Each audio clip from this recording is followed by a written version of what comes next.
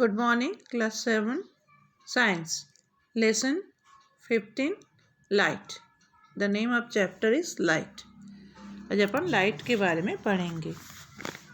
You might have seen a beam of sunlight when it enters a room through a narrow opening or a hole. आप देखे होंगे सूर्य की प्रकाश की किरणें एक संकीर्ण होल के माध्यम से कमरे में प्रवेश करती है. ये बहुत कॉमन चीज़ है, ये आप सभी देखे होंगे. You may have also seen beams of light from the headlamps of scooters, cars and engines of trains. Similarly a beam of light can be seen from a torch. अपनी स्कूटर, कार और engine के headlamp से भी रोशनी देखी होगी. इसी प्रकार एक मशाल से प्रकाश की किरणें देखी जा सकती है. Light can be from the torch. एक टॉर्च से भी लाइट के प्रकाश के किरणें देखी जा सकती है. अब next topic is light travels along a straight line. Light हमेशा स्ट्रेट लाइन के माध्यम से चलते हैं. When you see a lighted candle through a straight pipe, we see the light, but through a bent pipe we are not able to see the candle flame. This activity showed that light travels only along straight lines. जब हम एक रोशन मोमबत्ती को एक straight pipe से देखते हैं तो हमें उसके प्रकाश दिखाई देता है. बट जब उसी कैंडल लाइट को हम कोई बेंट पाइप से देखते हैं तो हमें कोई रोशनी दिखाई नहीं देता है. इस एक्टिविटी से ये प्रतीत होता है कि प्रकाश स्ट्रेट लाइन से एक सीधी रेखा में यात्रा करते हैं.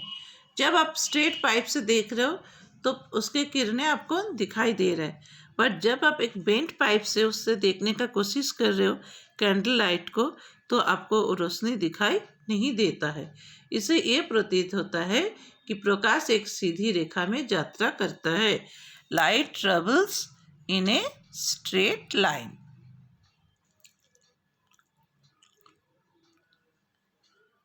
अब अपने टॉपिक से reflection of light. One way to change the direction of light is to let it fall on a shiny surface. For example, a shining stainless steel plate or a shining steel spoon can change the direction of light. प्रकाश की दिशा को बदलने का एक तरीका यह है कि एक चमकदार सतह पर उसे आने दिया जाए. उदाहरण के लिए एक चमकते हुए स्टील के प्लेट आप ले लीजिए. उसे स्टील के प्लेट चमकदार होते हैं. उसके ऊपर अगर आप सनलाइट या कोई भी लाइट गिराओगे तो आप देखोगे कि उसका दिशा बदल सकता है. Any polished or of a shiny surface can act as a mirror. किसी भी पॉलिश या चमकदार सतह दर्पण के रूप में कार्य कर सकती है. दर्पण मतलब मिरर. मिरर से जैसे हम रिफ्लेक्शन देख सकते हैं, ऐसे कोई पॉलिश्ड शाइनी सरफेस जिसकी सरफेस शाइनी हो या पॉलिश्ड हो, उसी चमकदार चीज़ों से ऑब्जेक्ट से हम क्या देख सकते हैं, लाइट जैसे मिरर में देखते हैं वैसे उसमें भी आप देख सकते हो. A mirror changes the direction of light that falls on it. This changes of direction by a mirror is called the reflection of light. एक दर्पण प्रकाश की दिशा को बदल देता है जो उस पर गिरता है. दर्पण द्वारा दिशा का परिवर्तन का प्रकाश का परिवर्तन कहा जाता है. जब कोई लाइट, सिंपली सोचिए, कोई लाइट अगर कोई दर्पण के ऊपर, कोई मिरर के ऊपर गिरता है तो जैसे आप मिरर को घुमाओगे तो उसके ऊपर जो लाइट गिरता है उसके बाद वो रिफ्लेक्शन भी, जैसे आप मिरर को मूव करोगे ऐसे ही उसका जो रिफ्लेक्शन है वो भी परिवर्तन होते जाएगा.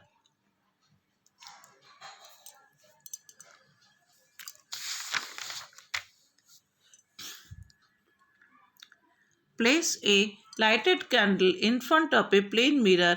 Try to see the flame of the candle in the mirror. एक समतल दर्पण के सामने एक रोशन मोमबत्ती रखिए. दर्पण में मोमबत्ती को लो देखने की कोशिश करें. It appears as if a similar candle is placed behind the mirror. The candle which appears behind the mirror is the image of the candle formed by the mirror. The candle itself is a object. ऐसा प्रतीत होता है कि जैसे दर्पण के पीछे एक समान मोमबत्ती रखी जाती है. जैसे आप कोई जलते हुए कैंडल को मिरर के सामने रखोगे तो उसका रिफ्लेक्शन, उसका प्रतिछवि आपको किस में दिखेगा? मिरर में. तो आप मिरर में भी एक जलते हुए मोमबत्ती को देख सकते हो. जो मोमबत्ती दर्पण के पीछे दिखाई देता है वो क्या है? वो मोमबत्ती के इमेज है. और मोमबत्ती के छवि है, इमेज. मोमबत्ती अपने आप में एक वस्तु है. कैंडल अपने आप में itself is the object. Candle अपने आप में एक ऑब्जेक्ट है और जो मिरर पे आप देख रहे हो वो उसके इमेज है, उसके छवि मिरर में देख रहे हो. देखिए पिक्चर में भी आप देख सकते हो जो कैंडल जल रहा है वो अपने आप में एक ऑब्जेक्ट है. बट जब आप मिरर पे देखोगे, मिरर में जो छवि आप प्रतिच्छवि उसका देख रहे हो वो एक इमेज है. ओके, नेक्स्ट डे अपन इरेक्ट के बारे में पढ़ेंगे.